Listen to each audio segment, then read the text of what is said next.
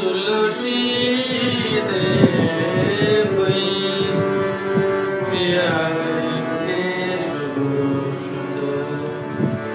कृष्ण भक्ति पदे देवी सत्यवत्यै नमो नमः। ओम गुरुदेवाय विद्महे परब्रह्मणे धीमहि तन्नो गुरु प्रचोदयात्।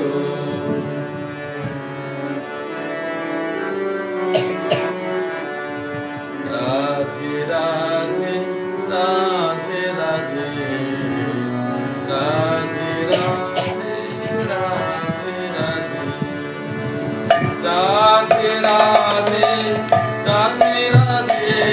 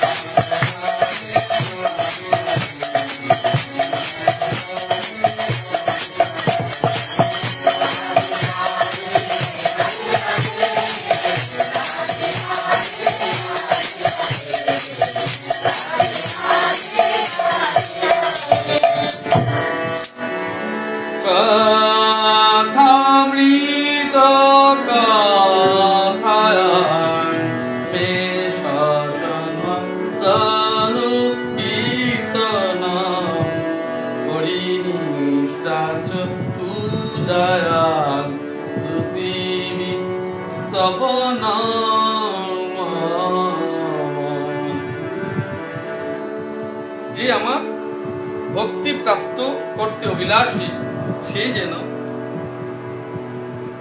যে আমার ভক্তি প্রাপ্ত করতে অভিলাষী, ভগবান বলছেন উদ্ধবকে, যে আমার ভক্তি প্রাপ্ত করতে অভিলাষী, সেই জন্য আমার সুধাময় কথার উপর শ্রদ্ধা যুক্ত থাকে।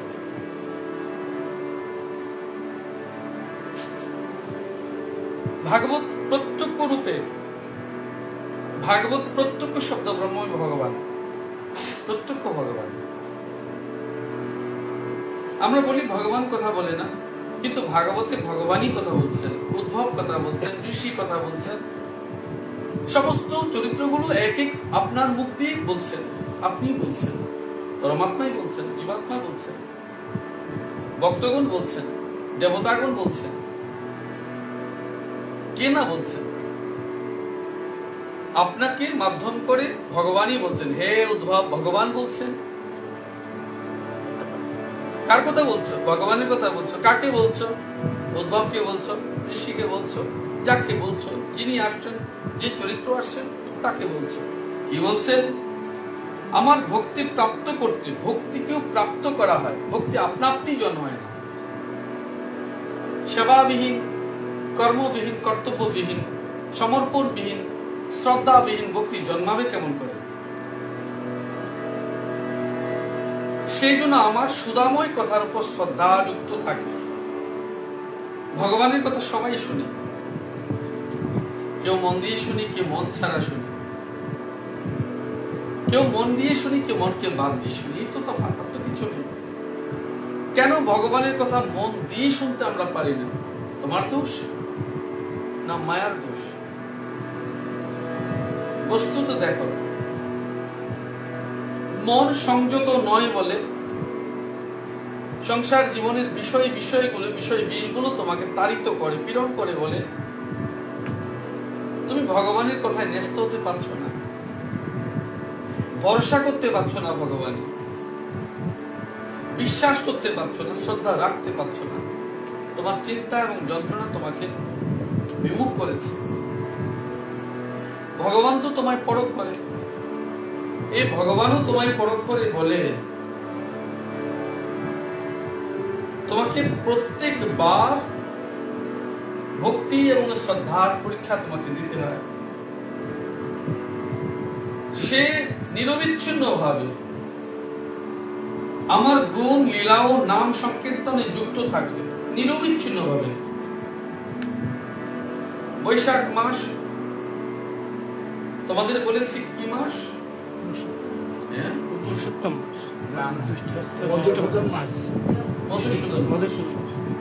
শ্রেষ্ঠতম মাস, মাধব মাস। জ্যৈষ্ঠ মাস কয়েক বছর পরে এসছে, যাকে মল মাস বানো, ভগবানের কৃপা সেটা পুরুষোত্তম মাস হয়ে গেছে, যেটা নিয়ম সেবা মাসের চেয়ে শ্রেষ্ঠ হয়ে গেছে, হাজার গুণ শ্রেষ্ঠ। তো সেই দিনগুলোতে কি করবে? ভগবানের নাম কীর্তন করবে, মননীয় স্মরণীয় সর্বদাই সর্বক্ষণ। ভগবান বলেছে নিরবিচ্ছিন্ন। এই কথার অর্থ তুমি বলবে যে আমি কালু বলেছি, আমার সময় নেই। সময় তো কারো নেই, কালু বলেছি, আজও বলছি সময় কারো নেই, সময় কারো হয়ই না, কারোর জন্যই সময় আপন হয় না, সময় সদাপর। সময়কে তুমি আপনার করে নিতে হয়, তারপর যতদিন তুমি থাকো তোমার হয়ে থাকবে। বলছে নিরবিচ্ছিন্ন ভাবে ভগবানকে তুমি ডাকো, নিরবিচ্ছিন্ন ভাবে ভগবানকে তুমি স্মরণ করো, মনন করো। তুমি কি করবে আমি বলবো না, কিন্তু তুমি ভুলবে না। আমি ভগবানকে ভুলছি না, এক মুহূর্তের জন্য নয়। দেখো, বিদ্যুৎ চলে গেলে, কারেন্ট চলে গেলে ঘর অন্ধকার হয়ে যায়, তুমি কি খোঁজো? বাতি খোঁজো, বিকল্প খোঁজো। ঠিক তেমনি যে মুহূর্তে ভগবানকে তোমার ভেতরে ভুলে গেলে, সেই মুহূর্তে তো ভেতর অন্ধকার হয়ে গেছে। বিষয় তো সেটা একই। বলছেন আমার গুণ, লীলা এবং নাম সংকীর্তনে যুক্ত থাকবে। সেই গুণ, লীলা, সংকীর্তন সর্বোত্তভাবে বৈষ্ণবদের সবচেয়ে আদরের বিষয়টা কি হচ্ছে? ভাগবত, শ্রীমদ্ ভাগবত মহাপুরাণ। যেখানে অপূর্ব প্রেম, ভক্তির এবং গুণ লীলা কথা একমাত্র ভাগবতে আছে, বর্ণনা করা আছে। এই জন্য বৈষ্ণবদের সবচেয়ে প্রিয় আরাধ্যা একমাত্র ভাগবত। এই নিরবিচ্ছিন্ন সংযোগে কি হবে? প্রত্যেক মানুষ তো এই জন্য এইটুকুই চেয়েছে, ভালো থাকি, ভালো রাখি। আমরা ভালো থাকতে চাই, ভালো রাখতে চাই না। ভালো থাকি, ভালো রাখি, ভালো থাকতে চাই, ভালো রাখতে চাই না। ও আমাদের অপরাধ কিনা জানি না, আমাদের সংস্কার, আমাদের জীবন ব্যাধি আমাদেরকে এমন করে ফেলেছে। এটা বলি তো নিরন্তর চেষ্টাই করবে ঈশ্বর বিমুখ করে দেওয়া। ঈশ্বর তোমাকে ভগবান বলি, তোমাকে ভগবান বিমুখ করে দেওয়া, সে তার কাজ করছে, তুমি তোমার কাজ করবে। যে কেউ তোমাকে যদি প্রচেষ্টা করে ভগবান কৃষ্ণকে ডাকবে না, কত ছেলে মেয়ে ছোট ছোট বাচ্চাদের বলে পড়াশোনা করে কি লাভ, পড়াশোনা করবে না, তাই বলে কি তুমি পড়াশোনা করো না? তো বহুজন তো বলবে ভগবানকে ডেকে কি লাভ, ভগবানকে তোমার সংসার চালাবে, কে কি চালাবে সেই জায়গায় না উঠলে বোঝা যাবে না। তুমি কি তাই বলে তোমার ভগবানকে ডাকা বন্ধ করে দেবে? ভগবানকে ডাকে, ভগবানকে ডাকে কি পাবে? মানুষ সবচেয়ে বেশি খোঁজ করে সুখ, আপনার সুখ, আপনার শান্তি। অন্যের পেট ভরে কিছুক্ষণের জন্য নিবারণ হয়, আবার খিদে পেয়ে যায়। কিন্তু মানব যখন ঘরে আসে, বাহিরের জগতে যায়, তখন সে নিরন্তর সুখ খোঁজে, শান্তি খোঁজে। এই সুখ, নিরন্তর শান্তি এবং প্রবোধ মনকে বোঝানোর জন্য, দুঃখে আঘাতে যন্ত্রণায় মনকে বোঝানোর জন্য এই একমাত্র সাকৃত গোবিন্দকেই করা যায়। প্রভু আমার কি অপরাধ ছিল এটুকু বলতে পারো। যদি ভগবান বিশ্বাস না করো কাকে বলবে? প্রভু আমার কি দোষ ছিল ভগবান কি বলবে? যদি ভগবান বিশ্বাস না করো কাকে বলবে? বড় ঘটনা দুর্ঘটনা হয়ে গেছে, কি বলবে? কপালের দোষ কতক্ষণ দেবে, ভাগ্যের দোষ কতক্ষণ দেবে? প্রবোধ দেওয়ার জন্যই কপালের দোষ, প্রবোধ দেওয়ার জন্যই ভাগ্যের দোষ দিয়ে আমরা নিরন্তর থাকি, চুপ থাকি। কিন্তু এখানে বসুন, জায়গা নেই, এখানে বসুন, রাজে রাজে এখানে বসুন। তাহলে দেখো, ভাগ্যের দোষ, কপালের দোষ, ওই সব দোষ না দিয়ে শুধু কেন আমি এই জন্মে এইটুকু পাচ্ছি সেটা খোঁজ করো। তোমরা অনেক জন একত্রিত হয়েছে,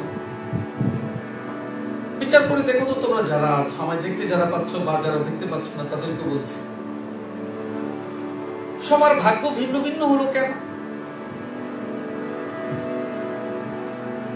অনেকের তো অর্থবিত্ত প্রচুর আছে, তবু সংসারে সুখ শান্তি নেই কেন? কারণ তুমি ভগবানকে জায়গা দাওনি। তুমি ভগবানকে জায়গা দাওনি, তুমি রাধারানীকে স্থান দাওনি। প্রেম তো তখন থাকবে যখন রাধারানীকে থাকবে। প্রেমের চাবি তো রাধারানীর কাছে আছে। তাকে তুমি জায়গা দাওনি ভগবানকে ভালোবাসবার জন্য, তার অন্তরকে ভালোবাসনি। অন্তর যদি না বোঝো ভগবানকে বাসবে কি করে, ভালোবাসবে কি করে? ভগবানের অন্তর তো শ্রীমতী রাধারানী। তাই নিজের মনকে প্রবোধ দেওয়ার জন্য, দুর্ঘটনা থেকে রক্ষা পাওয়ার জন্য এবং সান্ত্বনা দেওয়ার জন্য ঈশ্বরকে ভালোবাসেছে। এইটুকু তো বলতে পারি ভগবান আছে, দেখবে। এটাই কখনো কখনো মানব জীবনে বেঁচে থাকার উপায় হয়ে যায়। যখন আমরা হেরে যাই তখন আমরা কি বলি? আচ্ছা ঈশ্বর দেখ, কেউ দেখুক না দেখুক ভগবান উপর থেকে দেখছে, বলছো তো তুমি। একথা বলে তুমি নিজের মনকে নিজে প্রবোধ দিয়েছো। তো ঈশ্বরকে যদি ভালো না বাসো তো প্রবোধ কি করে দেবে?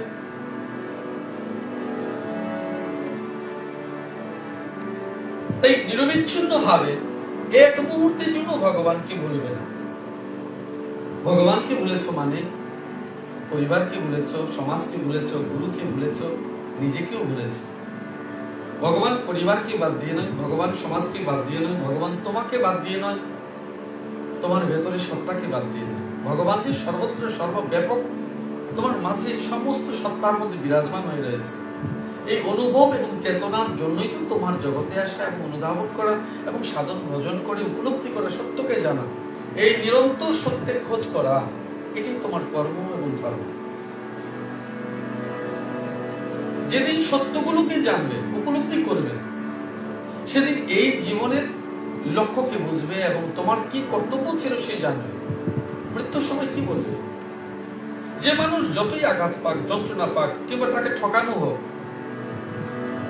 যদি তুমি তোমার জায়গায় ঠিক থাকো, না ঠকাও, তবে মৃত্যুর সময় এটা পরিষ্কার তো তুমি বলতে পারবে যে আমি নিজের জীবনে নির্মল ছিলাম। আমায় ঠকানো হোক, দুঃখ দেওয়া হোক, যন্ত্রণা দেওয়া হোক, তোমরা যে যাই বলো, দেখবে বহু মানুষ মাসের পর মাস, বছরের পর বছর শয্যাশায়ী হয়েছে, হাত পা কোমর পেট পিঠ মাংস খসে খসে হচ্ছে, রক্তাক্ত হচ্ছে শরীর, বিছানা দুর্গন্ধ ছড়াচ্ছে, কেউ যাচ্ছে না। এই যে কষ্টগুলো, ওগুলো তুমি স্বয়ং দেখেছো, আমি স্বয়ং দেখেছি, তোমরাও দেখছো। কোন মানুষ পড়েছে, চলে গেছে প্রাণ, কোন মানুষ প্রাণ ভিক্ষে চাইছে ভগবানের কাছে প্রায়শ্চিত্ত করাচ্ছে, তবু মৃত্যু হচ্ছে না। অহংকার তো সেদিন টুটে যাবে, অভিমান তো সেদিন থেমে যাবে, অর্থের অহমিকা সেদিন থেমে যাবে, ক্রোধ বিনা এই যা তোমার ভেতরে জমেছে সব বিকারাতে শূন্য হয়ে যাবে।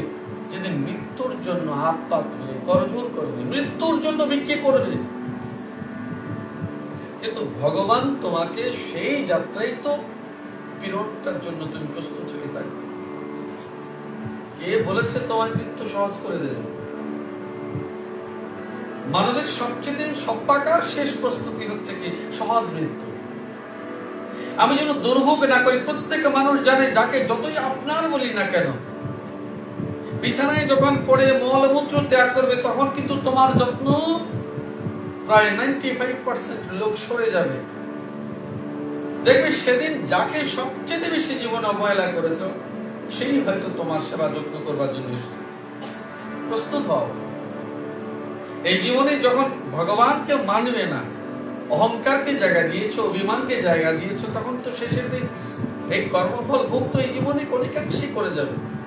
বাকিটা বাকি সময় করবে, যেটা থাকবে পরবর্তী জন্মে করবে।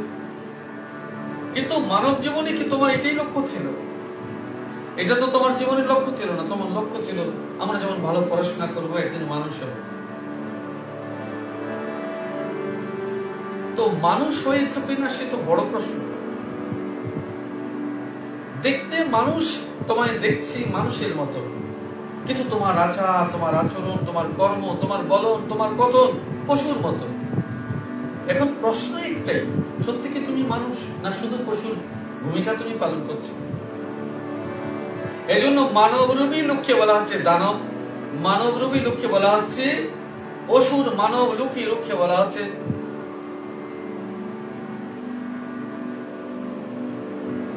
ডাকাত।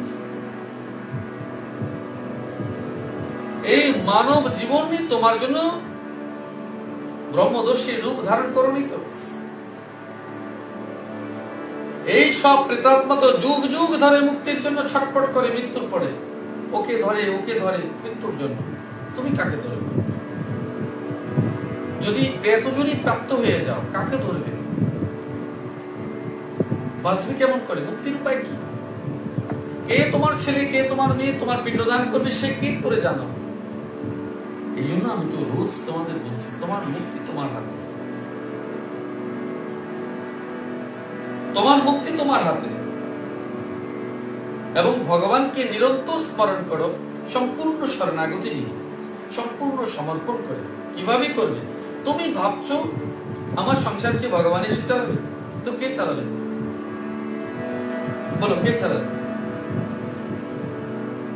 বলে আমি যদি কাজ না করি, ভগবান তো বলেছে কাজই করতে, কর্মই করতে। কর্ম ফল তো ঈশ্বর জানে। হে অর্জুন, তুমি শুধু কর্ম করো, কর্মফল তোমার অধীনে নয়। তো আপনি কর্ম করবেন না কেন? সংসার চলবে কি চলবে না সে তো একমাত্র ভগবান জানে। আপনার কর্ম হচ্ছে হালকে ধরা, ও আপনি করছেন। ও আপনি ধরছেন। দুজন ভক্ত আজ সকালে এসেছে, বলছে অনেক টাকা দেনা হয়ে গেছে। যার রোজগার প্রতিদিন 600-700 টাকা, তার হয়েছে প্রায় 14-15 লক্ষ টাকা দেনা। বলছি বাবা কি করবো, কি করবে? বলে ভগবানকে ডাকো। বলে ভগবান বিশ্বাস করে। স্ত্রী বলছে ভগবান বিশ্বাস করে না, তা আমি কি করব? তুমি নিজের সংসার চালিয়েছো, তাই 11 লক্ষ 12 লক্ষ 14 লক্ষ টাকা দেনা হয়েছে। আমি তোমায় বলবো সংসার ভগবানের কাছে ছাড়ো, তুমি শুধু কর্ম করো, বাকিটা চমৎকার দেখো।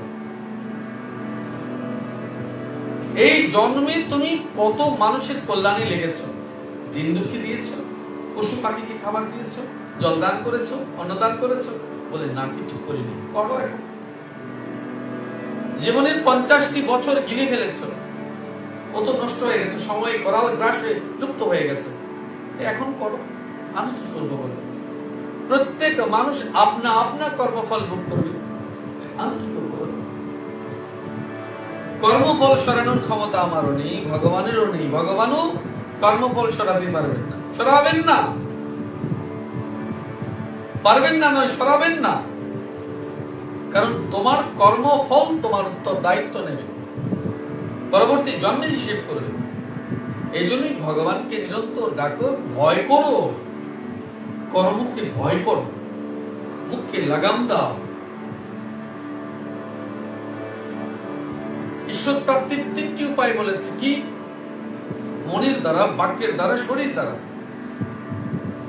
তো বাক্যের লাগাম দাও, মনের লাগাম দাও, বাহু বলকে, শরীরের বলকে, ওই শরীরকেও লাগাম দাও, ঈশ্বরের সেবায় যুক্ত হয়ে যাও। কপট ভক্তি, কপট প্রেম, কপট ভালোবাসা করতে এসো। তুমি ভেবেছো তোমার এই কপট ভক্তি, কপট প্রেম ঈশ্বর বোঝে না। আচ্ছা, আমায় নামে তুমি ফাঁকি দিলে, ভগবানকে ফাঁকি দেবে? আচ্ছা তুমি বলো, তুমি তোমাকে ফাঁকি দিতে পারো? মানুষ ভগবানকে জানাতে যাবে কেন? স্বয়ং তুমি বলো, তোমার প্রেম কপট না সত্য?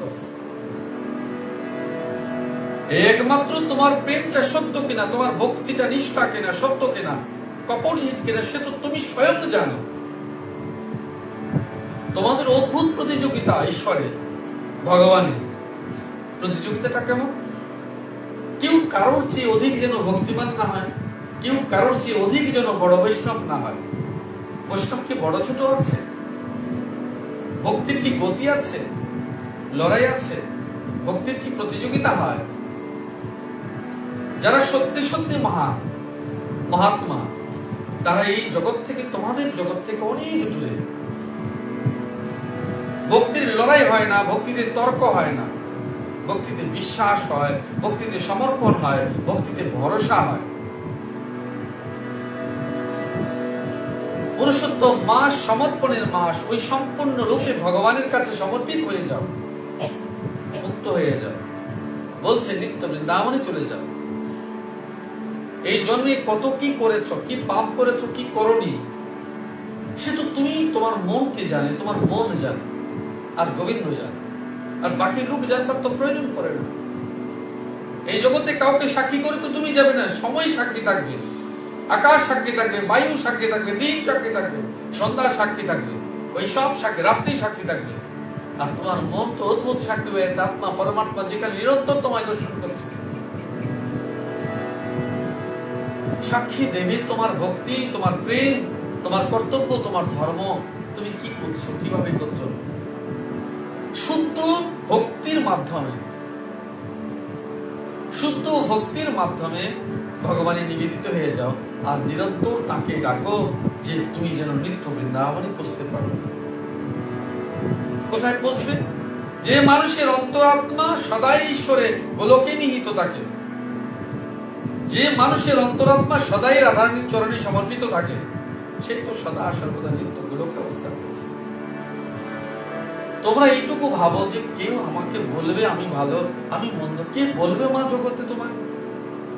গোবিন্দ এসে বলবে? গোবিন্দ তো তোমার অন্তরাত্মাই বলবে। তুমি ভালো জগতে বলবে না, তুমি ভালো তোমার অন্তরাত্মা বলবে। আর তোমার কর্তব্য একদিন মনে রাখবে, তোমার ভেতরে যদি আলো থাকে আপনা আপনি আলোকিত হবে, আর তোমার যদি ভেতরে আলো না থাকে শত বাইরের আলোই তোমার অন্ধকার রূপ, কালো রূপ বোঝাতে পারবে না। যদি তোমার ভেতরে আলো না থাকে জগতের সহস্র আলো কালো রং পরিবর্তন করতে পারবে না। একেবারে ভালো চাকচিক্য রূপে কালো রংকে দেখা যাবে, কিন্তু ভেতর যখন আলোকিত হবে তখন কালো দূর হয়ে যাবে।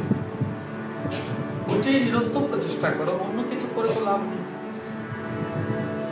অতি নিষ্ঠা সহকারে আমার পূজা করবে, ভগবান বলছেন, এবং স্তোত্র সহযোগে আমার স্তুতি করবে। ভগবানের পুজো, ভাগবতী বলছে ভগবানের পুজো দেবে। আমরা পুজো জানি না বলে আমরা বলছি কি আমরা সেবা দেব। তো সেবা কেমন করে দেবে ভগবানকে? ভগবান কি বলেছেন?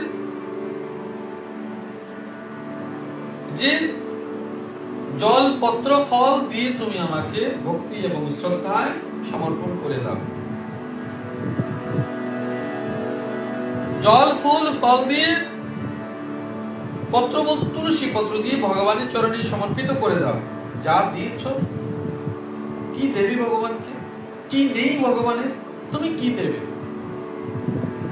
ভগবানের সব আছে, তবু তোমার কাছে একবার হাত পেতে চাই, তুমি কি দেবে বলো? ভগবানের সব আছে, তবু ভগবান একবার হাত পেতে দেখে তোমার দেওয়ার কি আছে।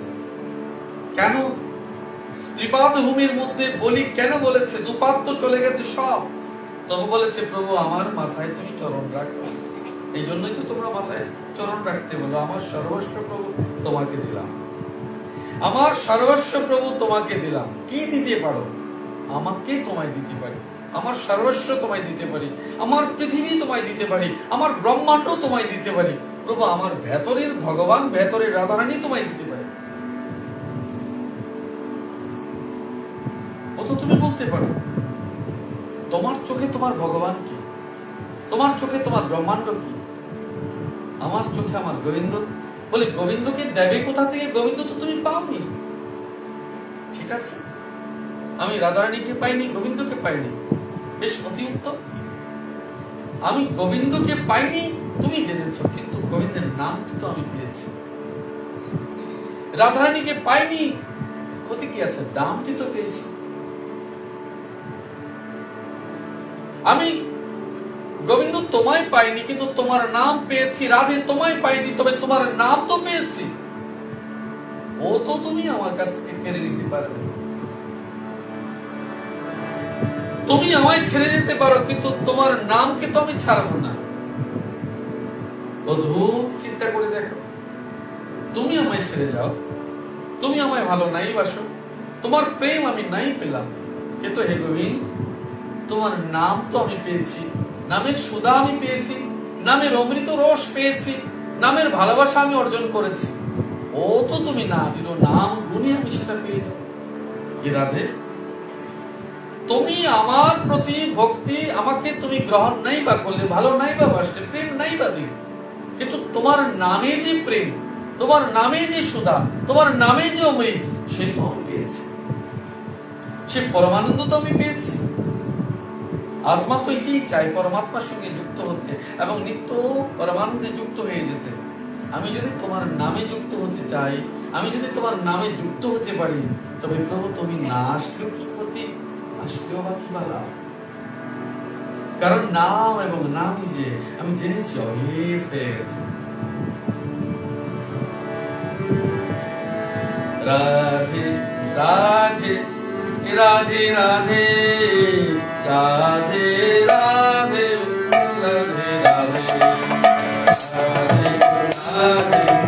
রাধে রাধে রাধে রাধে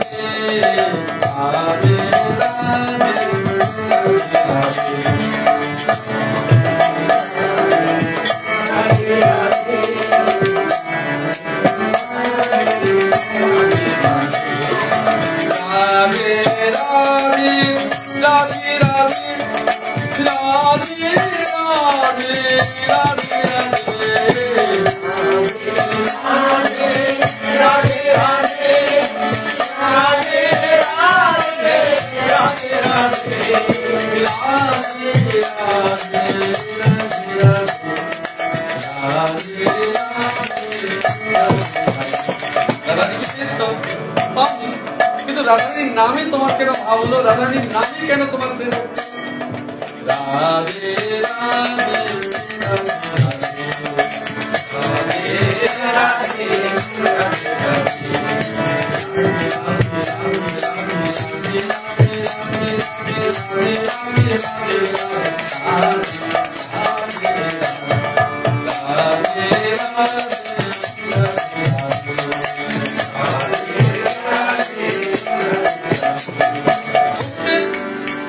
যে আমার পুজো করবে, আমার স্তুতি করবে।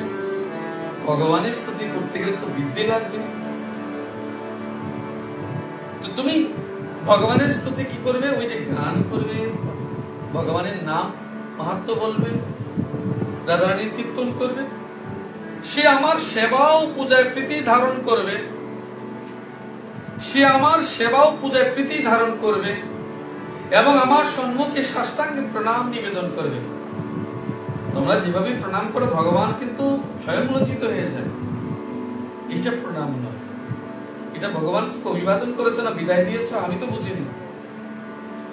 আবার হাত লেগেছে একেবারে যেন বসির ছোবল মেরেছে কেউ, ফুট করে মাথায় উঠে গেছে। ওটা কি ধরনের প্রণাম তো আমি জানি। তো ভগবান বলছে সাষ্টাঙ্গে প্রণাম করবে।